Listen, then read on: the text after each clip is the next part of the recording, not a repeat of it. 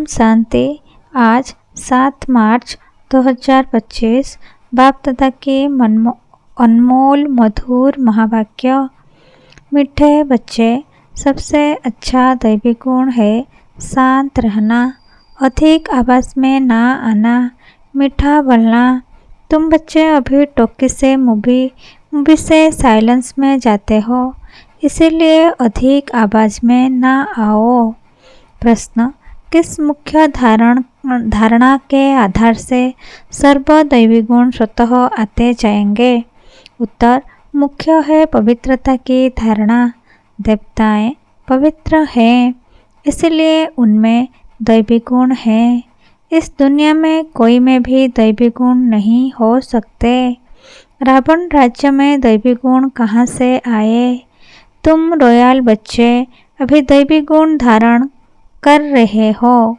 गीत भोलेनाथ से निराला। ओम शांति। अभी बच्चे समझते हैं कि बिगड़ी को बनाने वाला एक ही है। भक्ति मार्ग में अनेकों के पास जाते हैं, कितने तीर्थ यात्राएं आदि करते हैं। बिगड़ी को बनाने वाला, पतितों को पावन बनाने वाला तो एक ही है। सद्गति दाता, गाइड, लिबरेटर भी वह एक है।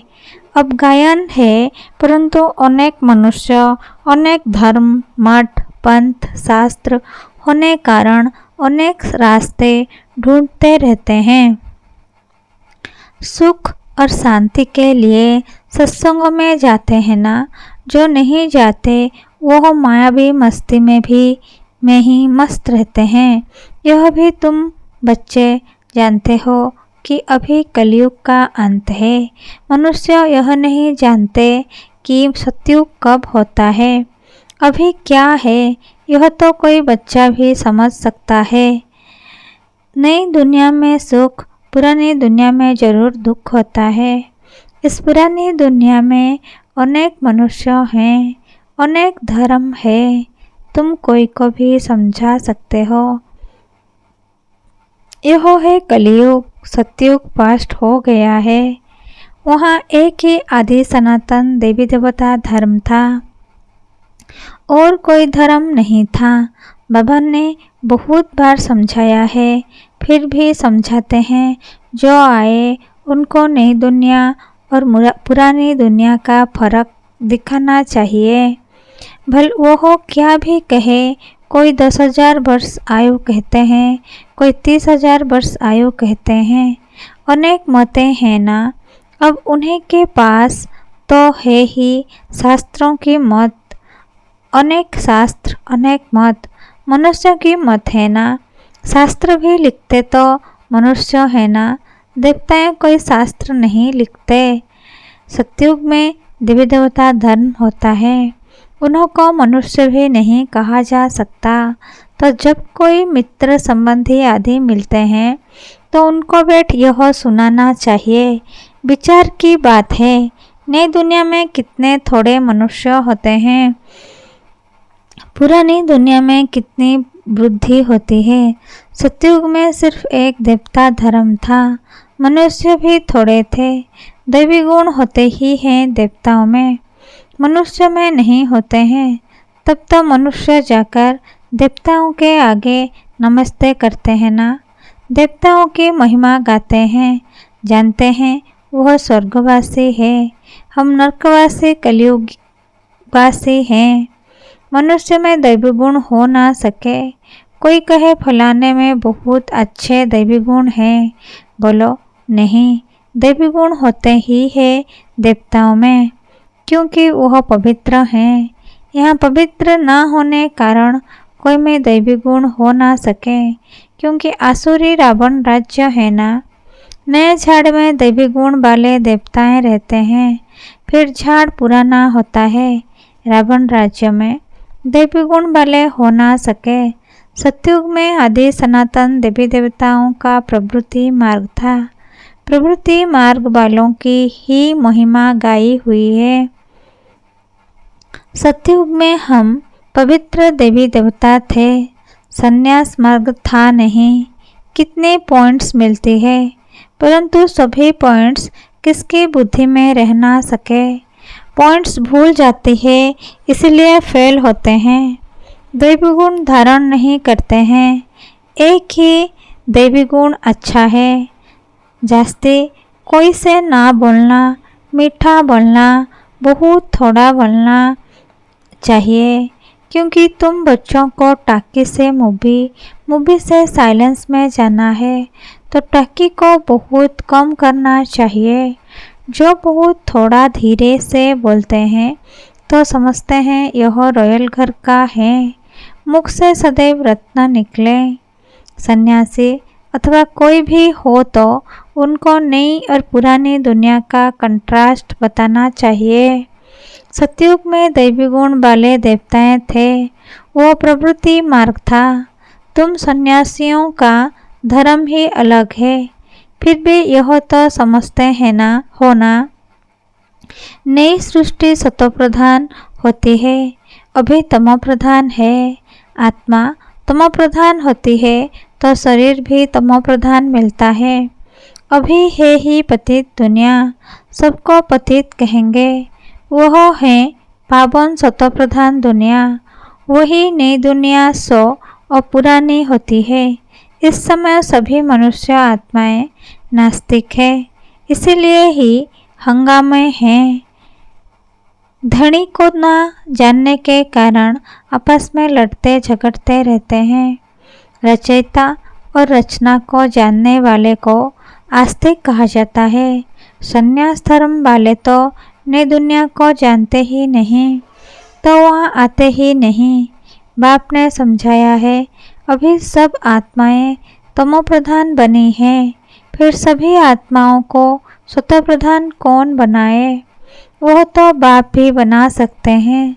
सतोप्रधान दुनिया में थोड़े मनुष्य होते हैं, बाकी सब मुक्ति धर्म में रहते हैं। ब्रह्म तत्व है जहाँ हम आत्माएं निवास करती है, उनको कहा जाता है ब्रह्मांड। आत्मा तो अविनाशी है। यह अविनाशी नाटक है जिसमें सभी आत्माओं का पाठ है। नाटक कब शुरू हुआ यह कभी कोई बता ना सके। यह अनादि ड्रामा है ना। बाप को सिर्फ पुरानी दुनिया को नहीं बनाने आना पड़ता है। ऐसे नहीं कि बाप नई सृष्टि रचते हैं। जब पतित होते हैं तब भी पुकारते हैं। सतयुग में कोई पुकारते नहीं। है ही पावन दुनिया। रावण पतित बनाते हैं, परमपिता परमात्मा आकर पावन बनाते हैं। आधा आधा जरूर कहेंगे। ब्रह्मा का दिन और ब्रह्मा की रात आधा आधा है। ज्ञान से दिन होता है, वहाँ अज्ञान है नहीं। भक्ति मार्ग को अंधेरा मार्ग कहा जाता है। देवताएं पुनर्जन्म लेते लेते फिर अंधेरे में आते हैं। इसीलिए इस सीढ़ी में दिखाया है मनुष्य कैसे सतो रजो तम में आते हैं। अभी सबकी जर्जरीभूत अवस्था है। बाप आते हैं ट्रांसफर करने, अर्थात मनुष्य को देवता बनाने। जब देवता थे तो आसुरी गुण वाले मनुष्य नहीं थे। अभी इन आसुरी गुण वालों को फिर दैवी गुणों वाला कौन बनाए। अभी तो अनेक धर्म अनेक मनुष्य हैं, लड़ते झगड़ते रहते हैं। सतयुग में एक धर्म है तो दुख की कोई बात नहीं। शास्त्रों में तो बहुत दंत कथाएं हैं जो जन्म जन्मांतर पढ़ते आए हैं। बाप कहते हैं यह सब भक्ति मार्ग के शास्त्र है, उनसे मुझे प्राप्त कर नहीं सकते। मुझे तो स्वयं एक ही बार आकर सबकी सद्गति करनी है। ऐसे वापिस कोई जा ना सके। बहुत धैर्य से बैठ समझाना चाहिए। हंगामा भी ना हो। उन लोगों को अपना अहंकार तो रहता है ना। साधु संतों के साथ फॉलोअर्स भी रहते हैं। झट कह देंगे इनको भी ब्रह्मा कुमारियों का जादू लगा है। सयाने मनुष्य जो होंगे वह कहेंगे यह विचार करने योग्य बातें हैं। मेले प्रदर्शनी में अनेक प्रकार के आते हैं ना। प्रदर्शनी आदि में कोई भी आए तो उसे बड़े धैर्य से समझाना चाहिए, जैसे बाबा धीरज से समझा रहे हैं। बहुत जोर से बोलना नहीं चाहिए। प्रदर्शनी में तो बहुत इकट्ठे हो जाते हैं ना। फिर कह देना चाहिए, आप कुछ टाइम देकर एकांत में आकर समझेंगे तो आपको रचयिता और रचना का राज समझाएंगे। रचना के आदि मध्य अंत का ज्ञान रचयिता बाप ही समझाते हैं। बाकी तो सब नेति नेति ही करके जाते हैं। कोई भी मनुष्य जा ना सके। ज्ञान से सद्गति हो जाती, फिर ज्ञान की दरकार नहीं होती। यह नॉलेज सिवाय बाप के कोई समझा ना सके। समझाने वाला कोई बुजुर्ग होगा तो मनुष्य समझेंगे, यह भी अनुभवी है। जरूर सत्संग आदि क्या होगा। कोई बच्चे समझाएंगे तो कहेंगे यह क्या जाने। तो ऐसे ऐसे को बुजुर्ग का असर पड़ सकता है। बाप एक ही बार आकर यह नॉलेज समझाते हैं। तमो प्रधान से सतो प्रधान बनाते हैं। माताएं बैठ उनको समझाएंगी तो खुश होंगे।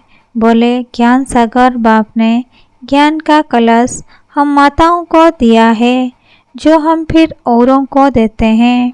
बहुत नम्रता से बोलते रहना है। शिव भी ज्ञान का सागर है, जो हमको ज्ञान सुनाते हैं। कहते हैं, मैं तुम माताओं द्वारा मुक्ति जीवन मुक्ति के गेट्स खोलता हूँ और कोई खोल ना सके। हम अभी परमात्मा द्वारा पढ़ रहे हैं, हमको कोई मनुष्य नहीं पढ़ाते हैं। ज्ञान का सागर एक ही परमपिता परमात्मा है। तुम सब भक्ति के सागर हो। भक्ति की अथॉरिटी हो ना कि ज्ञान की अथॉरिटी एक मैं हूँ। महिमा भी एक की करते हैं, वही ऊंचते ऊंच है। हम उनको ही मानते हैं। वह हमको ब्रह्मा तन से पढ़ाते हैं, इसीलिए ब्रह्मा कुमार कुमारियाँ गाए हुए हैं। ऐसे बहुत मीठे रूप में बैठ समझाओ। भल कितना भी पढ़ा हुआ हो, ढेर प्रश्न करते हैं। पहले पहले तो बाप पर ही निश्चय करना है। पहले तुम यह समझो, रचता बाप है व नहीं। सभी का रचयिता एक ही शिव बाबा है, वही ज्ञान का सागर है। बाप टीचर सद्गुरु है। पहले तो यह निश्चय बुद्धि हो कि रचता बाप ही रचना के आदि मध्य अंत का ज्ञान देते हैं, वही हमको समझाते हैं। वो तो जरूर राइट ही समझाएंगे, फिर कोई प्रश्न उठ ना सके। बाप आते ही है संगम पर, सिर्फ कहते हैं मुझे याद करो तो पाप भस्म हो जाएं। हमारा काम ही है पतित को पावन बनाने का। अभी तमोप्रधान दुनिया है। पतित पावन बाप बिगर कोई को जीवन मुक्ति मिल ना सके। सभी गंगा स्नान करने जाते हैं तो पतित ठहरे ना। मैं तो कहता नहीं हूँ कि गंगा स्नान करो, मैं तो कहता हूँ मामे को याद करो। मैं तुमको सभी आशिकों का मासुक हूँ। सभी एक मासुक को याद करते हैं। रचना का क्रिएटर एक ही बाप है। वह कहते हैं देही अभिमानी बन मुझे याद करो, तो इस योग अग्नि से विकर्म विनाश होंगे। यह योग बाप अभी ही सिखलाते हैं, जबकि पुरानी दुनिया बदल रही है। विनाश सामने खड़ा है। अभी हम देवता बन रहे हैं। बाप कितना सहज बताते हैं। बाप के सामने भल सुनते हैं, परंतु एकरस हो नहीं सुनते। बुद्धि और तरफ भागती रहती है। भक्ति में भी ऐसे होता है। सारा दिन तो वेस्ट जाता है, बाकी जो टाइम मुकर्रर करते हैं उसमें भी बुद्धि कहाँ कहाँ चली जाती है। सबका ऐसा हाल होता होगा, माया है ना। कोई कोई बच्चे बाप के सामने बैठे ध्यान में चले जाते हैं, ये भी टाइम वेस्ट हुआ ना, कमाई तो नहीं हुई। बाप तो कहते हैं याद में रहो जिससे विकर्म विनाश हो। ध्यान में जाने से बुद्धि में बाप की याद नहीं रहती है। इन सब बातों में बहुत घोटाला है। तुमको तो आंखें बंद भी नहीं करनी है, याद में बैठना है ना। आंखें खोलने से डरना नहीं चाहिए। आंखें खुली हों, बुद्धि में मासूम की याद हो। आंखें बंद करके बैठना यह कायदा नहीं। बाप कहते हैं याद में बैठो, ऐसे थोड़े ही कहते हैं आंखें बंद करो।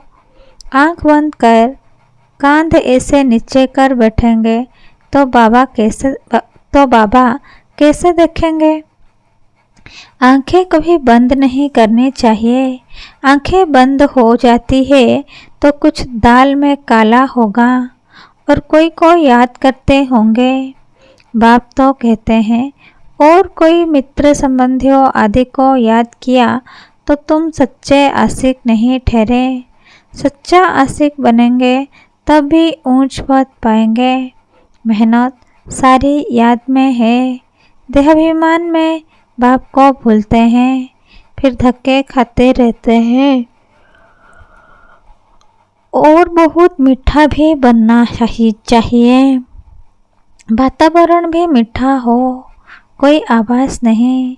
कोई भी आए तो देखे बात कितनी मीठी करते हैं। बहुत साइलेंस होनी चाहिए, कुछ भी लड़ना झगड़ना नहीं तो जैसे बाप, टीचर, गुरु तीनों की निंदा कराते हैं, वो फिर पद भी बहुत कम पाएंगे। बच्चों को अब समझ तो मिली है। बाप कहते हैं हम तुमको पढ़ाते हैं ऊंच पद पाने, पढ़कर फिर औरों को पढ़ाना है। खुद भी समझ सकते हैं, हम तो कोई को सुनाते नहीं हैं तो क्या पद पाएंगे। प्रजा नहीं बनाएंगे तो क्या बनेंगे। योग नहीं, ज्ञान नहीं तो फिर जरूर पढ़े हुए के आगे भरी ढोना पड़ेगी। अपने को देखना चाहिए। इस समय नापास हुए, कम पद पाया तो कल्पांतर कम पद हो जाएगा। बाप का काम है समझाना, नहीं समझेंगे तो अपना पद भ्रष्ट करेंगे। कैसे किसको समझाना चाहिए वो भी बाबा समझाते रहते हैं। जितना थोड़ा और आहिस्ते बोलेंगे उतना अच्छा है। बाबा सर्विस करने वालों की महिमा भी करते हैं ना। बहुत अच्छी सर्विस करते हैं तो बाबा की दिल पर चढ़ते हैं। सर्विस से ही तो दिल पर चढ़ेंगे ना। याद की यात्रा भी जरूर चाहिए, तब भी स्वतः प्रधान बनेंगे। सजा जास्ती खाएंगे तो पद कम हो जाएगा। पाप भस्म नहीं होते हैं तो सजा बहुत खानी पड़ती है।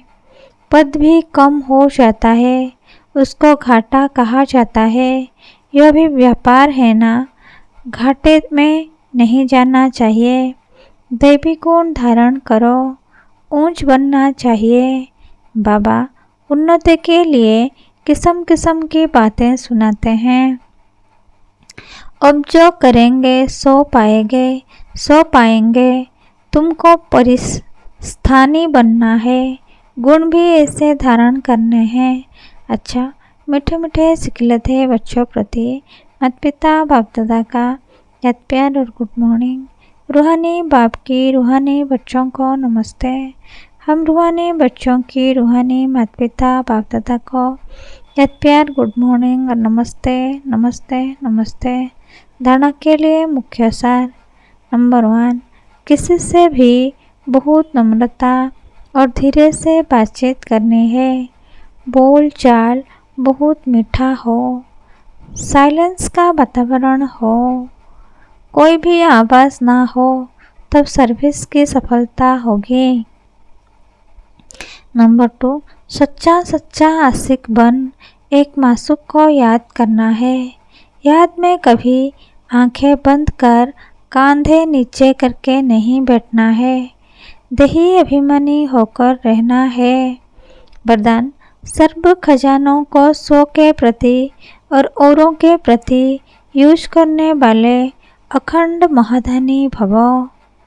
सर्व खजानों को स्व के प्रति और औरों के प्रति यूज करने वाले अखंड महादानी भव। भावार्थ, जैसे बाप का भंडारा सदा चलता रहता है, रोज देते हैं, ऐसे आपका भी अखंड लंगर चलता रहे, क्योंकि आपके पास ज्ञान का, शक्तियों का, खुशियों का भरपूर भंडारा है। इसे साथ में रखने व यूज करने में कोई भी खतरा नहीं है। यह भंडारा खुला होगा तो चोर नहीं आएगा, बंद रखेंगे तो चोर आ जाएंगे। इसलिए रोज अपने मिले हुए खजानों को देखो और स्व के प्रति और औरों के प्रति यूज करो तो अखंड महादानी बन जाएंगे। स्लोगन, सुने हुए को मनन करो, मनन करने से ही शक्तिशाली बनेंगे। अव्यक्त इशारे कंबाइंड रूप की श्रुति से सदा विजयी बनो। सेवा और स्थिति, बाप और आप, यह कंबाइंड स्थिति। कंबाइंड सेवा करो तो सदा फरिश्ते स्वरूप का अनुभव करेंगे। सदा बाप के साथ भी हैं और साथी भी हैं, यह डबल अनुभव हो। स्व की लगन में सदा साथ का अनुभव करो और सेवा में सदा साथी का अनुभव करो। अच्छा, ओम शांति।